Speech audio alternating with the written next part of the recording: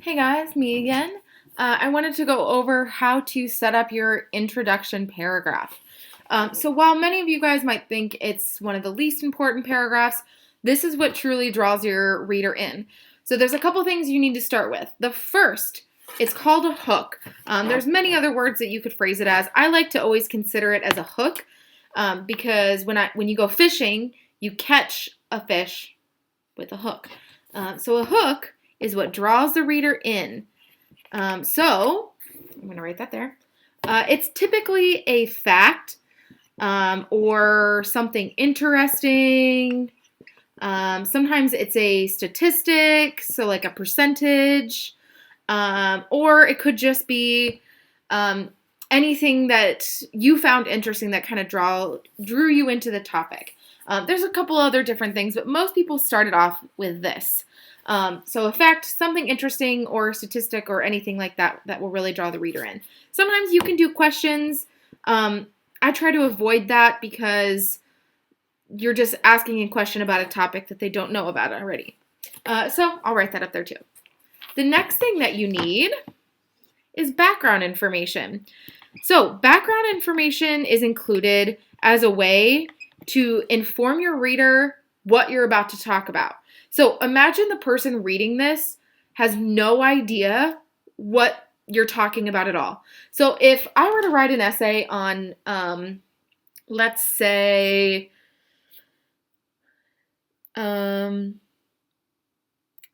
the education system, and you as a reader had no idea anything about the education system that was in place, then I would give you like the key things that you need to understand. So maybe it's terms that are unknown, what that thing is, or who that person is that you're talking about, or why we should care about that person. So background info, usually about 3 to 4 sentences of just information in general about who, maybe what, where, maybe when, why. I hope you're catching on to that. But it's just things we need to know in order to read your paper.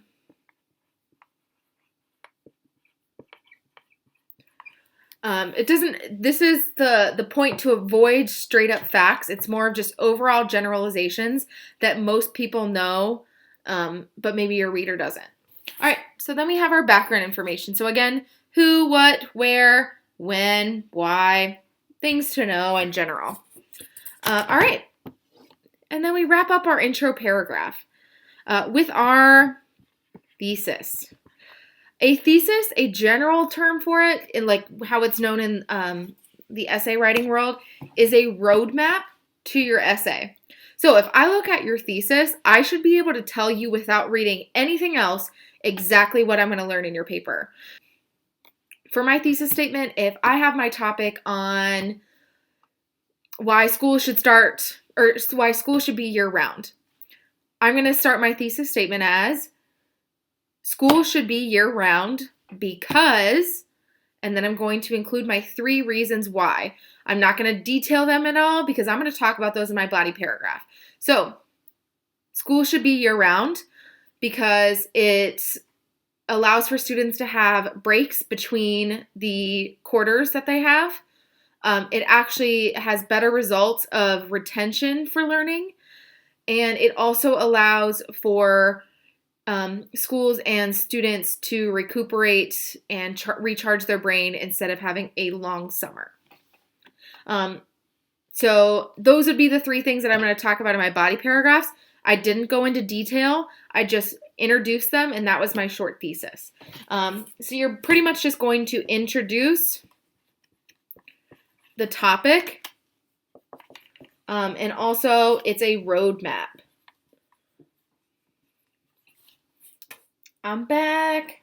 Just kidding. This is the same video. All right. So I wanted to talk about body paragraphs now. Right after your intro, you're going to start working on your body paragraphs. Hopefully at this point, you already have an idea of what your 3 body paragraphs are going to be about. You're going to follow the same formula that you are going to use for all 3 body paragraphs. You can have a 4th body paragraph, but let's focus on getting these 3 right. So you're going to first start with your topic sentence. This is not where you're going to include a fact, a statistic, or anything like that.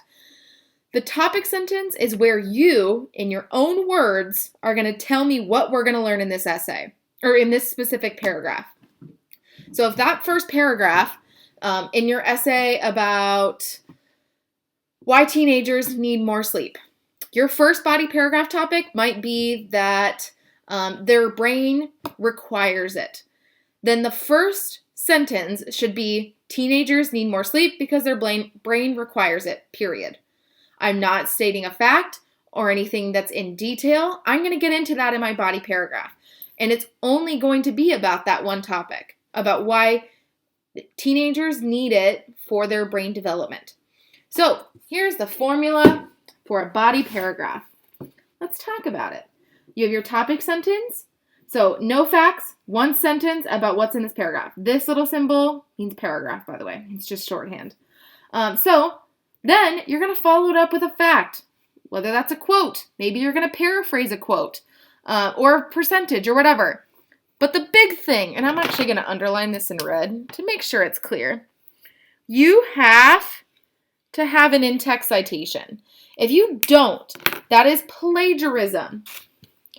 If you plagiarize on any paper, it will result in a 0. If you look at my next video, I'm going to talk about how to do citations, works cited, and in-text citations. So follow along. But let's keep going. So after your fact, you can't just drop everything and dive into the next fact. You need to explain your quote in your own words, not using somebody else's. You're telling us why that fact was included in this. So if the statistic says the teenager's brain growth is 67% more likely to develop at an even rate if they get a solid 8 hours of sleep, period. Your explanation might be, as long as students are getting this, then they're more likely to have a healthy brain development. You're just pretty much explaining why that quote or why that fact is important based on what you took from it. And then we're just going to follow that. So then after you explain your quote, you're just going to repeat this. You're going to do fact, explanation again, until you have everything you need to support that. But again, don't forget that pesky in-text citation. And then you're going to end with a transition sentence. So this is where you're going to wrap up this topic and then introduce the next one. This is not for you to include more facts or anything else that we need to know. This is you wrapping up by saying teenagers need more sleep for their brain development, comma, introduction for the next topic. And that's pretty much what it's like. So topic sentence, fact, explanation, transition sentence. I'm a pretty big stickler for avoiding facts in your transition sentence and your topic sentence. I will make you redo it. Also, if there's no in-text citations with facts, then it is considered plagiarism. Again, look at my video after this to learn all about that. All right, let's wrap up these paragraphs. Okay, so our last paragraph is about conclusions. So this is the last paragraph that we are going to talk about, and this is the last paragraph in your essay. I keep saying last because I want to make sure that you know it's the last. The first thing I need to mention is, in your conclusion paragraphs, there is no new info. None. No new facts. No new introduction of statistic, reasons, arguments, nothing. This is pretty much where you are driving home that this topic is right or you have included everything that you need to. So take that and we're going to run with it. So you're going to first start with restating your thesis.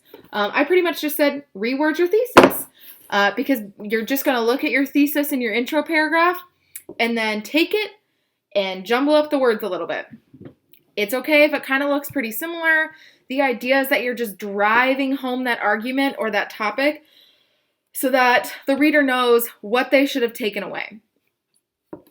Then you're going to wrap up some information. Notice how I put No new info. Again. Because you're not telling me new facts that I didn't read in your essay. Nothing. No new facts. I shouldn't see any new in-text citations in there. And then I just pretty much wrote, like, anything that you talked about up above is free game. So if you argue that teens need more sleep, state it again. Teens need more sleep for their brain development, period. And then continue on from there. The whole idea, again, is that you're driving home what your topic was about. And then you have your drop the mic comment. So it's kind of one of those things, like, I always envision those memes of people, like, after they win an argument and they're like, and then they, like, drop the mic. I'm going to drop my Sharpie. That's what this is. You're just going to think about the hook that you included to catch the reader.